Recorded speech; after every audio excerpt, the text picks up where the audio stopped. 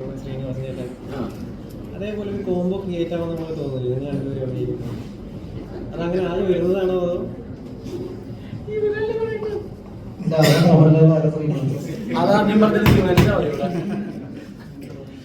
അല്ല അങ്ങനെ അങ്ങനെ ഇൻസ്പയർ ആയിട്ടുണ്ടോ? അങ്ങനെയാണ് അങ്ങനത്തെ പരിപാടിയല്ലോ. അല്ല അങ്ങനെ സിനിമ മാത്രല്ല ഈ സിനിമ മാത്രല്ല പറഞ്ഞത്. അല്ല ഞങ്ങൾ ഒരുമിച്ച് വേറെ പടത്തിൽ ഹ്യൂമർ ചെയ്തിട്ടില്ല. ഫസ്റ്റ് ടൈമാണ് അതറിയുന്നത്. നമ്മൾ പറയുമ്പോഴേ ഞാനും ഇഷ്ടം കോമഡി പടങ്ങൾ എഴുതുകയാണ്. ഞാൻ ഇൻഡിവിജ്വലി പടങ്ങൾ ചെയ്യുന്നു, ഇവൻ ഇൻഡിവിജ്വലി പടങ്ങൾ ചെയ്യുന്നു. പക്ഷെ നിങ്ങൾ ആലോചിച്ച് നോക്കിയും ആദ്യമായിട്ട് A to Z ഞാനും ഇവനും ഹ്യൂമർ കെയർ ചെയ്യുന്ന ആദ്യത്തെ പടമാണിത്. സത്യമല്ലടാ? പിന്നെ ഈ പറഞ്ഞ പോലെ അങ്ങനെ പ്രത്യേകിച്ച് മനഃപൂർവ്വം ഒന്നും ചെയ്യാൻ പറ്റില്ലല്ലോ ബ്രോ. ഇതൊക്കെ സംഭവിക്കലാണ്. ബ്രോയുടെ നാവ് പണ്ടാവട്ടെ, അതേപോലെ നല്ലൊരു കോപ്പയാവട്ടെ ഞാനും ഇഷ്ടം.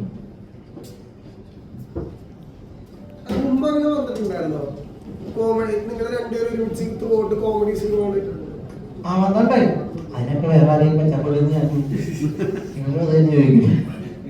അങ്ങനെ നടക്കാതെ പോയതാ.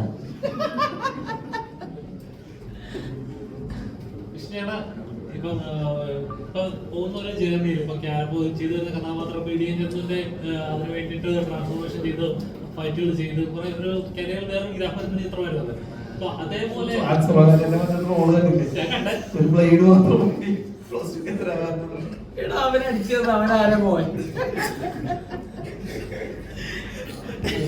അതേപോലെ നമ്മൾ എഫേർട്ട് ഇട്ട് ചെയ്യുന്ന ഒരു ഇതുണ്ടല്ലോ. അപ്പൊ കരിയറിൽ അങ്ങനെ ഒരു ഇനി വരാൻ പോകുന്ന ചിത്രം എന്ന് പറയാനായിരിക്കും ഇനി ഇതുവരെ ചെയ്തതെന്ന് വെച്ച് വരുന്നുണ്ട്.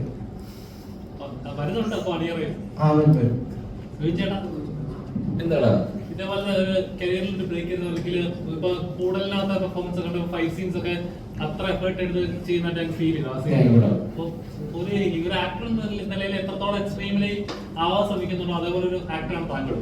അപ്പൊ അങ്ങനെ താങ്കളുടെ ആക്ടറിനെ ചലഞ്ച് ചെയ്യുന്ന ലെവലിലുള്ള പെർഫോമൻസ് അല്ലെങ്കിൽ ഇനി ഒരു കഥാപാത്രം വരാനുണ്ടോന്ന് ചോദിച്ചാൽ പിന്നെ അങ്ങനെ ഉണ്ടല്ലോ. നമ്മൾ ഓരോന്നും ചെയ്ത് തന്നെയല്ലേ പഠിക്കുന്നത്.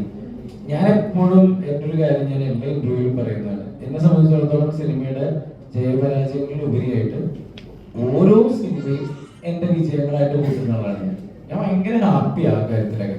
ഈ പറഞ്ഞ പോലെ കൂടുതലാണെങ്കിലും ഇപ്പൊ ഈ സിനിമയാണെങ്കിലും ഇനി വരാനിരിക്കുന്ന ശുക്രനാണെങ്കിലും എല്ലാം വേറെ വേറെ ജോണറിലാണ് ഞാൻ ചെയ്യുന്നതെന്നുള്ള വിശ്വാസം എനിക്കുണ്ട്. ഇപ്പോ നമ്മള് ബോംബെയിലെ ഒരു പാവം ആളാണെങ്കിൽ അടുത്ത പടം എന്റെ വെണ്ടപ്രേമത്തിലെ വില്ലനായിരുന്നു, സൈക്കോ ആയിരുന്നു. അതിനു മുമ്പ് റോൾ മോഡൽസ് ആയിരുന്നു. പിന്നെ തിരുവാലിയിലെ വീണ്ടും പാവം ഗോപിയായിരുന്നു. അപ്പൊ എന്നെ സംബന്ധിച്ചിടത്തോളം ഇങ്ങനെ പ്രത്യേകിച്ച് ഹീറോ എന്നുള്ളതിൽ ഉപരിയായിട്ട് സംഭവങ്ങൾ ഇങ്ങനെ വരിക, സിനിമകൾ ചെയ്യുക, ഏതെങ്കിലും ഒരു വെള്ളിയാഴ്ച നമ്മളുടേതാവുക എന്നുള്ളതാണ്. ഈ വെള്ളിയാഴ്ച എന്റേതാണെന്ന് ഞാൻ വിശ്വസിക്കുന്നു ഉറച്ച്. അതൊരു ഉത്തരം പറയാം.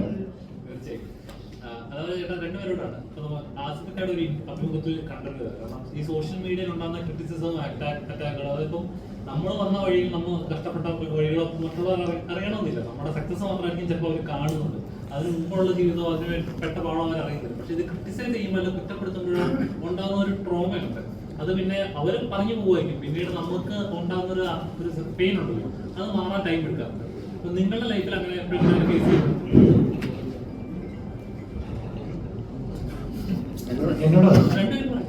ഇതിന് വളരെ സിമ്പിളാണ്. ഒരൊറ്റ ഉദാഹരണത്തിന് ഞാൻ വേണമെങ്കിൽ തീർത്തരാം.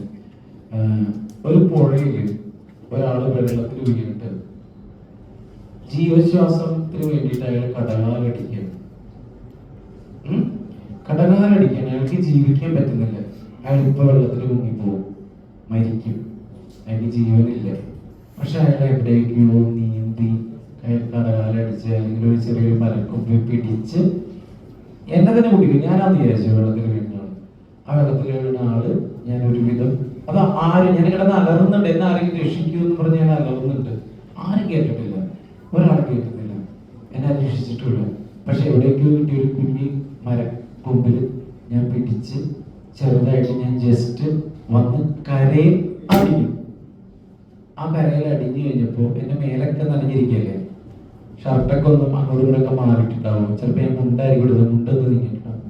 പക്ഷെ ഞാൻ ആ പറ്റത്തിൽ കിടക്കൂലേ, ശ്വാസം വിട്ടിട്ട് ഈ ശ്വാസത്തിന് ഞാൻ അവിടെ കിടക്കുമ്പോൾ ഒരുപാട് പേര് ഓടിക്കൂടിയിട്ട് പറയും ദേ മുണ്ട് മാറി കിടക്കുന്നത്, ദേ ശരീരം ഒട്ടി കിടക്കുന്നത്, അല്ലേ ഇയാളെന്ത് ഈ ഷർട്ട് ഇട്ടിരിക്കുന്നത്, ഇയാളെന്ത് ഇങ്ങനെ ദേ മുടി മാറി കിടക്കുന്നത്, അങ്ങനെ ക്രിറ്റിസൈസ്. ഞാൻ അവിടെ കരകാലടിച്ചത് കണ്ടിട്ടില്ല. അത്രേ ഉള്ളൂ. അത് ആസിഫ് എന്നല്ല, എനിക്ക് തോന്നുന്നു മലയാള സിനിമയിൽ ആരൊക്കെ ഇതുവരെ മുന്നോട്ട് വന്നിട്ടുണ്ടോ, നമ്മുടെ മുമ്പിലുള്ള ലെജൻഡറി ആക്ടേഴ്സ് ആരൊക്കെയുണ്ടോ അവരെല്ലാവരും ഈ വെള്ളത്തിൽ കിടന്ന് കരകാലടിച്ചിട്ടുണ്ട്. പക്ഷെ ആ കുറ്റം പറയുന്നവരെയും നമ്മൾ ഒന്നും പറയുന്നില്ല, കാരണം അവരതേ കണ്ടിട്ടുള്ളൂ. അല്ലേ?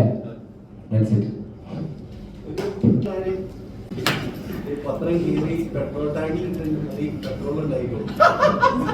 അത് റിയാലിറ്റിയാണ്. ശരിക്കും യൂട്യൂബിൽ ഇപ്പോഴും ചേട്ടൻ ബൈക്കാണ് അത് കണ്ടിട്ടായിരിക്കും നിങ്ങൾക്ക് ഇൻസ്പയർഡ് ചെയ്തെന്ന് എനിക്ക് തോന്നി. നമ്മൾ കേട്ടിട്ടുണ്ട്, ഓഡിയോ കേട്ടിട്ടുണ്ട്. വർഷാപ്പുകാരൻ പെട്രോൾ ടാങ്കിൽ ക്ലീൻ ചെയ്തിട്ട് എന്താണെന്ന് വെച്ചപ്പോൾ അയാൾ പറഞ്ഞു ഞാൻ പെട്രോൾ അടിക്കാൻ പോയപ്പോൾ പെട്രോൾ തീർന്നു പോയി, അപ്പോൾ പത്രം ഉണ്ടായിരുന്നു കീറി ടാങ്കിലിട്ടു. ഈ കാര്യം നിങ്ങൾ അത് ഷൂട്ട് ചെയ്യുന്നു തോന്നി. അതെല്ലാവരും കേട്ടിട്ടുള്ള കാര്യമുള്ളൂ. പക്ഷെ അത് തിയേറ്ററിൽ ഉണ്ടാക്കിയ നിങ്ങൾ കണ്ടാൽ അതിന് ഏത് കാര്യത്തിനും പത്രം ഉപയോഗിക്കാം.